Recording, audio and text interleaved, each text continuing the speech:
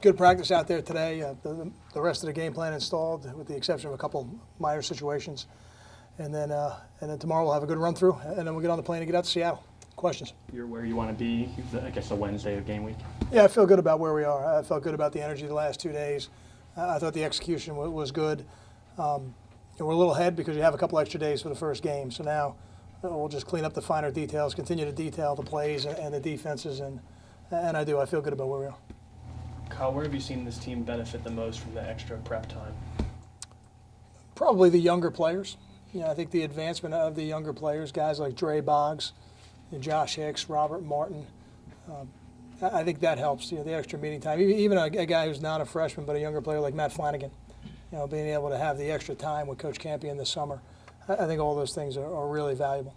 Kyle, there's 8 true. I know you said yesterday there's a difference between game day depth and 2 deep, but still 8 true freshmen on the 2 deep. Is that a product of this class coming in ahead of some classes, or or depth on this actual team, or why do you think that is?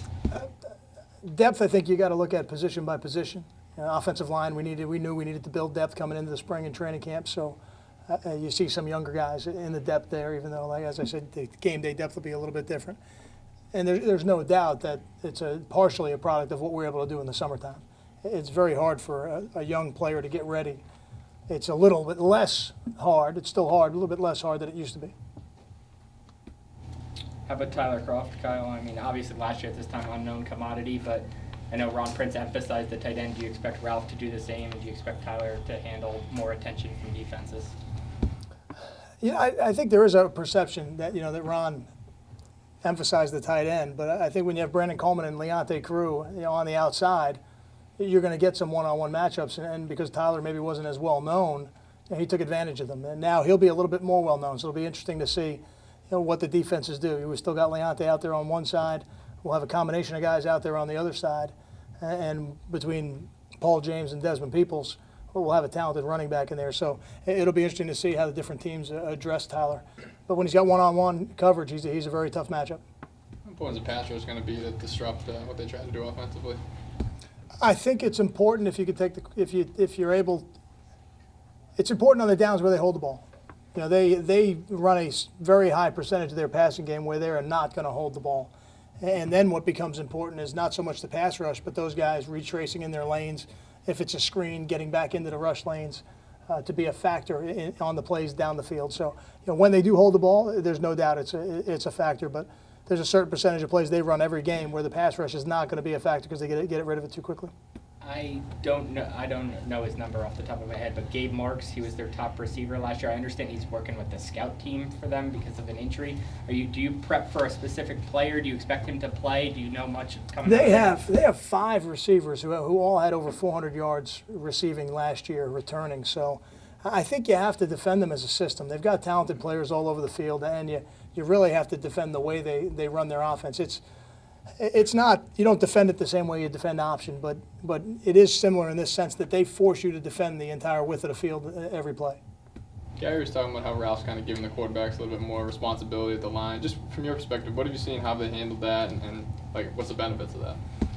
The benefit is you should minimize the dead plays that you run. You shouldn't be running plays where they have you outnumbered. Now, you don't want to spend the whole game checking at the line of scrimmage, so we're certainly not going to do that. But I think it does give you a higher percentage chance to be in a good play. And then when you do get one-on-ones, to take advantage of them. I think that's probably the biggest benefit that I see. And how do you think Gary's kind of responded to that responsibility? Gary and Chris have both done a good job with it. It's something we've done from the very beginning since Ralph got here. And I think the learning curve has gone in a good direction. I think both those guys have done a good job.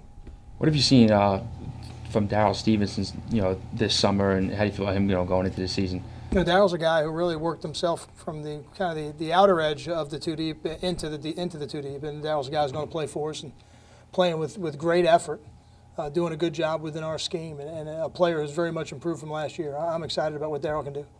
There are a lot of walk-ons that are probably be playing this Thursday. Have they as a group impressed you in training camp?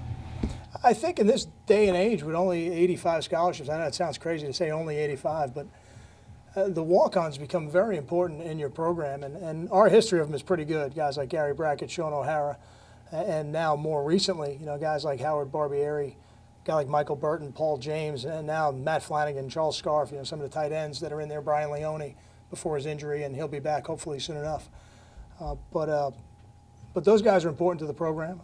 I think every one of them is on an individual basis. I think the job they have is a very difficult one. It's not an easy thing to come into a program as a walk-on or a preferred walk-on and break through into the two deep as early in the stage, as early in their careers as some of those guys have. So they're very valuable, and we have tremendous confidence in them because they have earned that confidence in practice.